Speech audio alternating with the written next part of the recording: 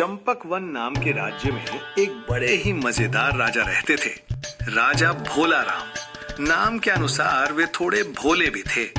उनके साथ हमेशा उनके बुद्धिमान मंत्री तेनालीदास रहते थे, जो हर मुश्किल का हल मुस्कुराते हुए निकाल लेते थे। राजा के कमरे में एक तोता भी था, मिट्ठू। ये कोई साधारण तोता नहीं था, वो हर सुनी हुई बात को तुरंत दोहरा देता था। एक दिन राजा अपने कमरे में आईने के सामने खड़े होकर खुद को निहार रहे थे। उन्होंने गर्व से कहा, वाह, मैं कितना सुंदर राजा हूँ।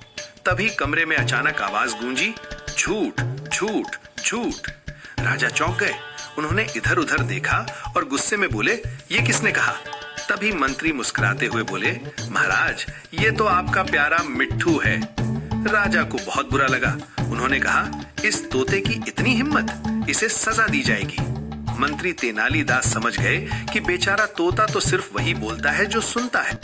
महाराज, सजा देने से पहले ये तो जान ले कि मिट्ठू ने ये बात सीखी कहां से है। राजा मान गए। अगले दिन मंत्री ने एक छोटी सी योजना बनाई। उन्होंने राजा से फिर वही बात आईने के सामने कहने को कहा। जैसे ही राजा ने कहा, मैं कितना सुंदर हूँ, बाहर खड़े सैनिक धीरे धीरे हंसने लगे। उनमें से एक सैनिक बोला, अरे, कल महारानी कह रही थी कि राजा जी तो आजकल गोल गोल लड्डू जैसे लगते हैं। बस फिर क्या था, मिट्ठू तुरंत चिल्लाया, लड्डू जैसे, लड्डू जैसे।